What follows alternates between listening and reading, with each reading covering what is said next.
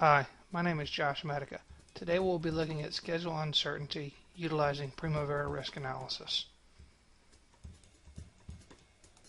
First step is to import your schedule. In this example, we're utilizing a Primavera file and importing it into Primavera risk.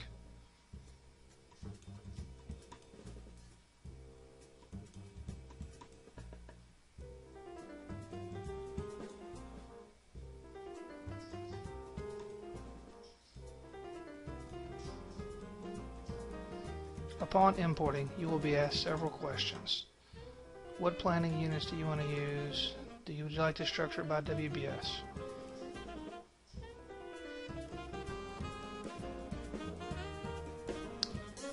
In addition, you will have some standard options that will appear regarding durations and times.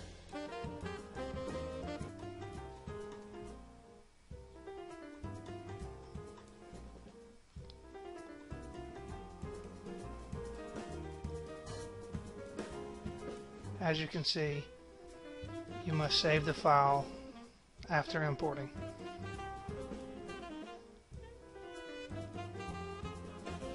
Once the file is saved, the first thing you typically should do is run a schedule check report. This report takes a look at all of the standard accepted scheduling practices to see if we can run a proper risk analysis on the schedule. If not, it will generate a report and give you areas you should correct prior to conducting the risk analysis.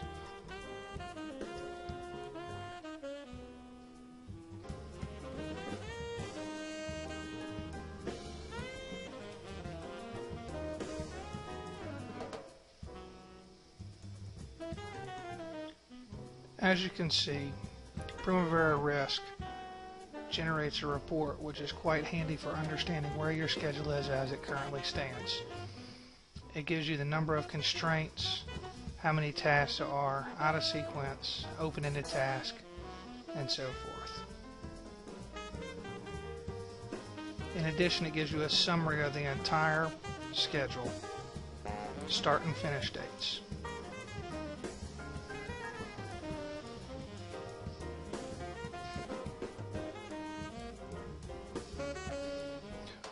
Once you believe your schedule is at a place where you can perform the risk analysis, you then go into the actual activities inside the schedule and begin to select your ranges around them.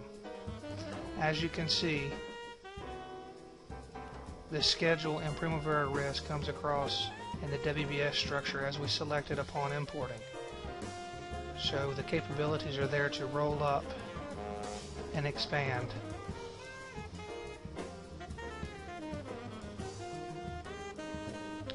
In addition, you have multiple views on the tabs at the bottom that have different canned selections for columns. We now want to go ahead and do a quick risk on the duration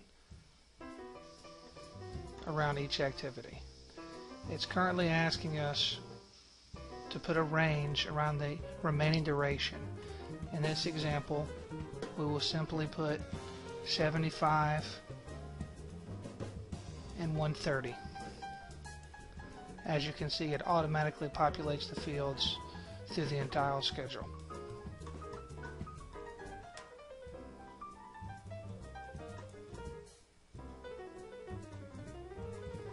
To look at the details, you can go to the Risk and Uncertainty tab at the bottom, which opens up additional tabs, which you can then further do optimization or investigation.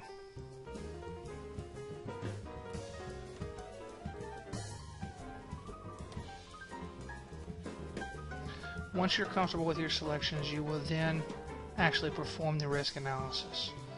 And as you can see, if you step through the different finish dates and start dates are being shifted by the selections in the range that we have created for each value. If you look in the remaining duration column, those numbers will continue to change throughout the analysis.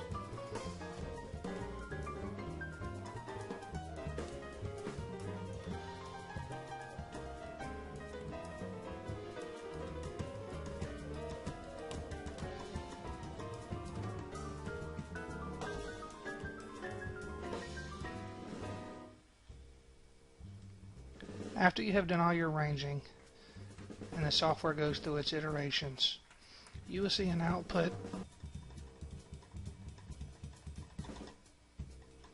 of which gives you a probability of completing your targeted dates.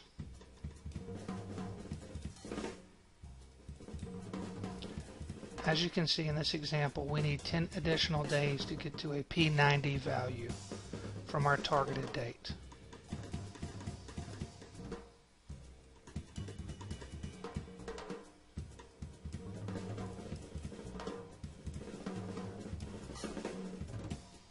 You can select any value you'd like and break it down to any additional WBS level for additional scrutiny or contingency breakout.